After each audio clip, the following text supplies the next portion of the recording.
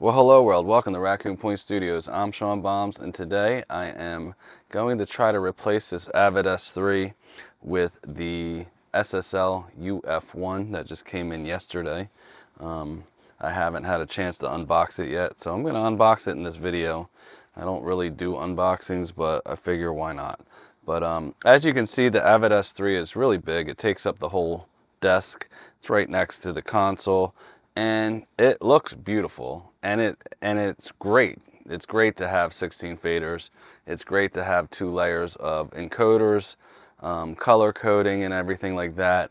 But it just takes up so much room in front of me that when I want to mess with drum machines or Machina or, anything like that, it's just there, you know what I mean? So I have to have stuff off to the side. The Avid app works amazing, and I have a bunch of shortcuts you can see there.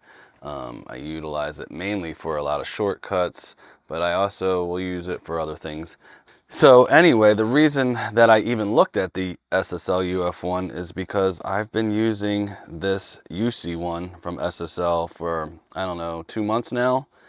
And, I'm reaching for plugins less because I just put the channel strip on and these things sound great. Now, I'm an API guy, and I mainly use the UAD API channel strip, but I mainly use that on all my drums. So, vocals and stuff like that, I usually won't put that on. I might put it on guitars, but I find the 2 dB increments can be a bit much, especially on guitars.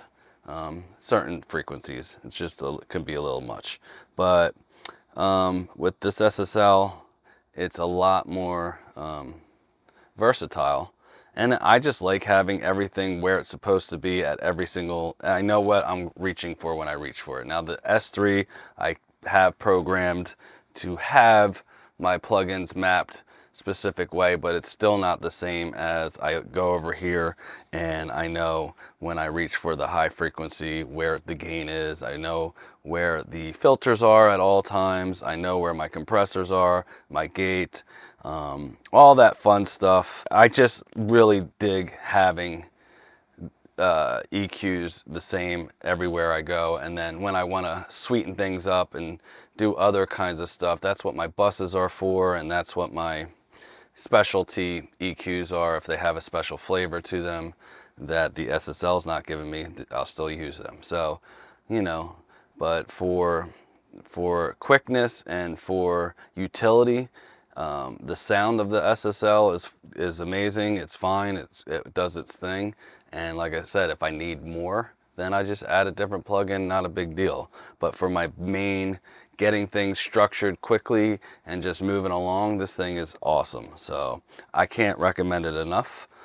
We're gonna go over to the desk and we're gonna open this thing up. All right, so here we go. All right, so here we have it. Boom. And I'm gonna open it. Oh, here we go. So that, woo. Yeah, fader feels good. Fader feels good. And sure I understand. bitch, I ain't talking to you. So anyway, what was in the box? Get started manual. It's a nice weighted jog wheel. Holy crap. That's actually really, really nice. Huh. And channel switcher has little detents. This is nice weighty feel. I mean, these have a little bit of that pushy squishy, but not horrible. Bubble wrap, my kids will love it. And this is where you get USB-C screws for us guys still rocking the Mac Pro. And I know a lot of people complain about not having a power switch, so let's get that out of the way. This thing is hefty, man. This is a nice weight to it. You got 2 different jacks for foot switches, so they can do different things. That's awesome. You have USB and a through, so I guess I can hook one up to the computer. Hopefully I can just connect the UC1 to this. So before I put it on my desk, I just wanted you to see it over here with the better camera, because I'll probably use my little DJI Pocket camera that's not going to be the greatest, but it's easier. So anyway, I just wanted you to see how it looks together. The finish to me looks almost identical. I mean, very, very close. There's nothing that I hate about it. So anyway, it looks great together, and I'm able to use the feet that they give me to make them exactly the same pitch. With the Avid S3, even though it had these little things on the bottom, it never was the right angle for me, because the LEDs on the top I could never read because the encoders were in the way. I had to use these rubber things that I got from Lowe's that are for furniture. I wish the Avid S3 would have had like a little, the LCD screen would have kind of flipped up a little bit or something. But, you know, being Avid, it probably would have cost another $3,000 for that. I'm going to put it on the desk now, and I'll see you in a second. All right, well, we have it set up here. It has more room here, and now where the UC1 right here, I could put something else there, like the Machina, if I wanted to, or a synthesizer, or a MIDI controller keyboard right there. It seems like it's more convenient, because now I can have my key commands here or whatever. I'll probably change this up a little bit, but and I have my transport.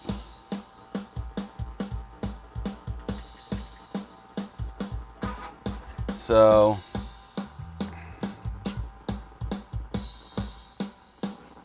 when you have Yukon and Huey enabled, you won't have any metering up here, but I mean, look at the metering over here. Do I really?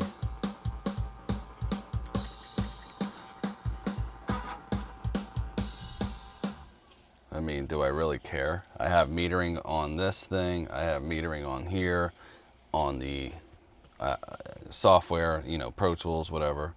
You know, another cool thing is that I didn't even realize is that if you have this mode here and plug-in mode or whatever, you click here and you have focus, whatever plugin you open up and hover over, you can, you know, I'm doing this, you know, you can, I'm going to turn this, right?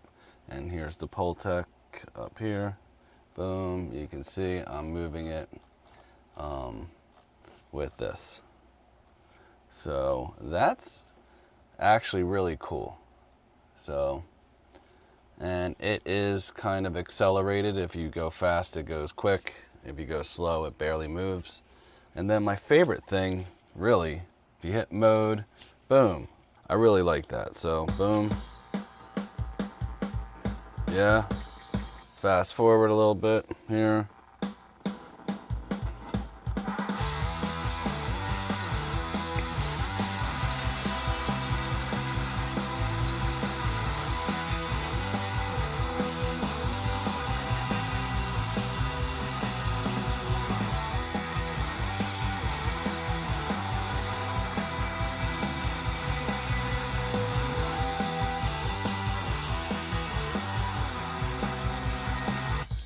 So, I mean, I have VU meters right there. A lot of times, because I use a console and I sum out to it, or even if I'm not summing out to it and I'm using, I might send just the 2 channels for my final print to go through hardware and stuff like that.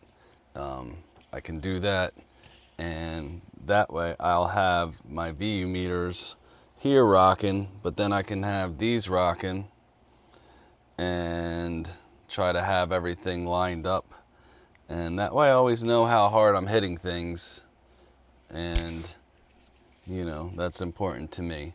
I think this is going to work out great, especially because I can have my iPad here and I can have certain things depending on if I'm editing, then I'll have a different set of shortcuts right here. And if I'm tracking, I'll have a different set of shortcuts here, you know. And if I'm whatever doing MIDI, I might have a different set of shortcuts there. And I like to do that. And then sometimes, you know, I might be in the mixer view. I don't usually use the track view, but you can use the channel view. Not something I really do. You know, I mainly use it for the soft keys.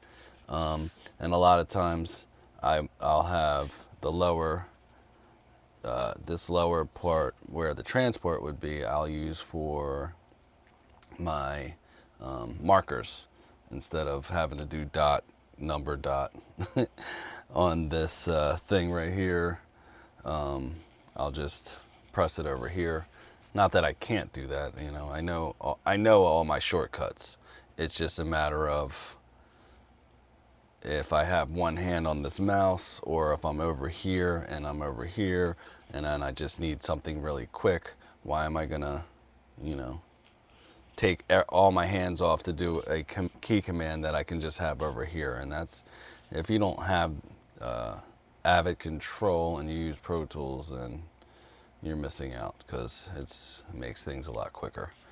Anyway, this has been a long video just to show you this, but so far I'm happy. The only thing I haven't figured out yet, and I don't know if it's a thing, is I cannot select something on here and have it show up on here and vice versa. I don't know if that's a thing or not. But I mean, I just opened all this up, so I don't, you know, I'll figure it out as I go. But I will do a follow-up video where I, you know, dive into this thing wholeheartedly. I mean, that's the only thing with the Avid S3 is whatever's selected in Pro Tools is selected on here and vice versa. And Huey, I have to use the Shift Control and then mouse click to get it to show up on here, which is kind of weird. But at the same time, I can just use my channel select and boom, boom, boom. You know, if it's not like a big session, sometimes they are. The other thing is, like, this thing is awesome for gain staging too, because you have your input and output. So this thing's amazing. The one good thing I liked about using the S3 with this is that as long as I had the plugin open on the window, I mean, yeah, in Pro Tools, as long as I had that open, I could select any channel and it would follow that way. So I didn't have to like do anything else. I could just keep selecting different channels, and then the plugin would continue to open. Let me see. Is that going to work here? No. I have to figure out how that's going to work. Still. I might... Yeah. I probably have to go into preferences or something and figure that one out. I don't know why it's not working. So anyway, that's that. Maybe I could do it here. Let's see.